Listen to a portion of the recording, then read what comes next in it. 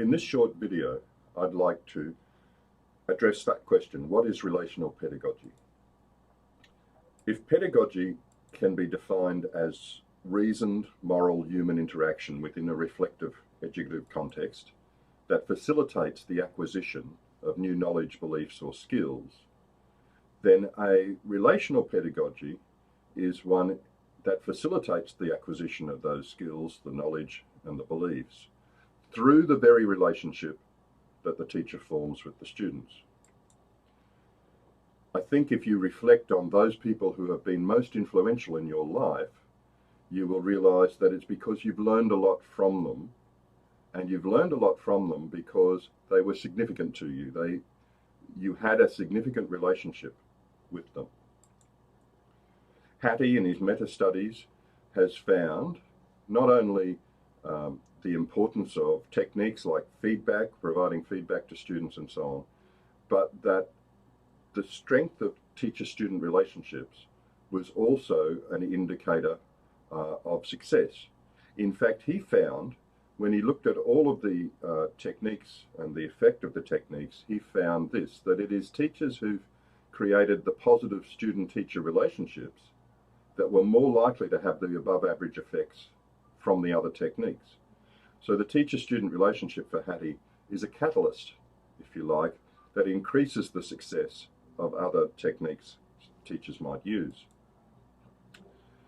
This leads us to conclude that it's the power of the relationship itself that will dwarf other pedagogical strategies or make them effective.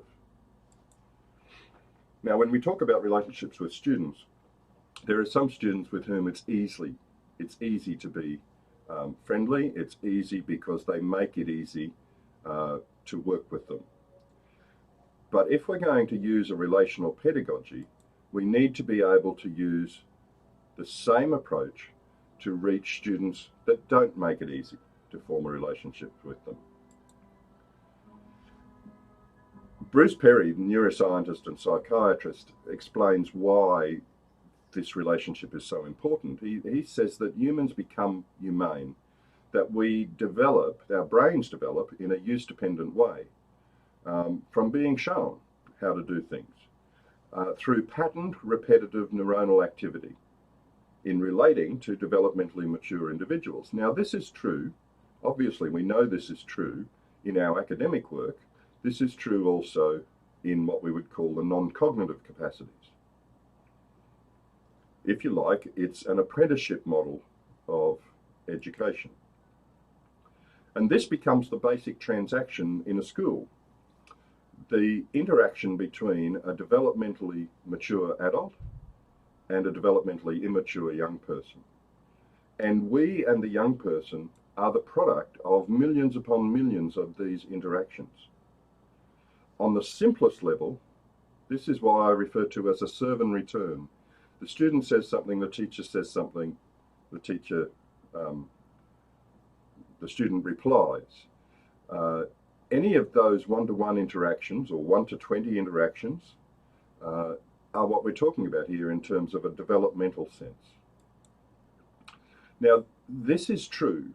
This relationship is central to the development of both what we would call cognitive capacities and non-cognitive capacities. We learn everything through relationship with another person. Vygotsky saw this almost 100 years ago. He wrote that social interaction between the teacher and the class is the basis for cognitive and emotional growth. And he talked about working in the zone of proximal development, where we challenge the student to do things that they're not quite able to do on their own, with the intention that tomorrow they will be able to do that on their own.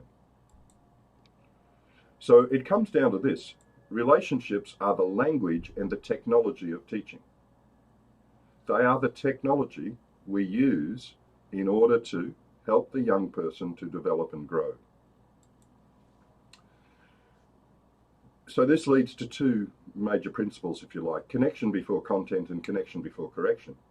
We know that in a classroom situation, we need to have high expectations of student success, and we need to provide the scaffolding for them to to meet those high expectations. This is how we're encouraging or empowering or inspiring in a classroom. Similarly, in terms of behaviour, we need to have high expectations. We need to provide challenge for our students in terms of how they get on with one another, how they interact with one another, what they do when things go wrong. But we need to also provide the support. We need to help them to meet those high expectations, and that's working restoratively. Now, both of these are achieved through our relationship, and our relationships are a combination of press and care. This is from the work of Sean Killian. Relationships between teachers and students can be authoritarian, high on press, low on care, or they can be simply friendly, very high on care and low on press.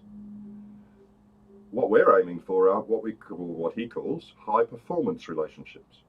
Relationships which are a potent mix of an appropriate amount of press or challenge and an appropriate amount of care. Now, one practical way in which we can build these relationships, nurture them, and use them in the learning process comes from the Search Institute. Their notion of developmental relationships, that the relationship between the teacher and the student is there so that our day-to-day actions as teachers contributes intentionally and deliberately to the young person's proper development. They're relationships with an appropriate mix of press and care, and relationships which have one simple aim: the proper development of the young person, discovering who they are, developing abilities to shape their own lives, and learning how to engage with and contribute to the world. Now, the framework is quite simple. It contains 5 critical elements, under which they outline 20 specific actions, but I'm sure once you work with this framework, you'll find many more examples of how to build, develop, nurture, and use developmental relationships. These relationships can be deliberately used. These activities, these elements, these actions can be deliberately used to help students learn, grow, and thrive. And the 5 elements are these: express care. Show me that I matter to you as a student, as a person. Challenge growth. Push me to keep getting better. Provide support. Help me complete tasks and achieve goals. An important one: share power. Treat me with respect and give me a say. And expand possibilities. Connect me with ideas and people and places outside of the school that broaden my world. Express care, challenge growth, provide support, share power, and expand possibilities. It's a simple framework. Obviously, at different times with different students and at different parts of the year, you're going to focus on different parts of this framework. At the start of the year, you might very much be looking to express care and share power, making collaborative decisions on how the classroom would run, for example. At different times in the year, you're going to focus on challenging growth and providing support. Through various tasks, you're going to emphasize expanding possibilities. But it's a good framework because we can keep 5 things in mind. Parker Palmer says that good teaching can't be reduced to technique, and one of the things that attracts me to the developmental relationship framework is that it requires us to bring our authentic self to the relationship. We need to understand how, in a relationship, we express care and share power and expand possibilities and provide support, etc. Our identity and integrity as a teacher comes into our relational pedagogy. So what is relational pedagogy? It's developing relationships in which our day-to-day actions contribute intentionally and deliberately to the young person's proper development. In that way, the focus is on the student and the means is the relationship. We develop high-performance relationships, calling students to high levels of success and providing the appropriate scaffolding along the way.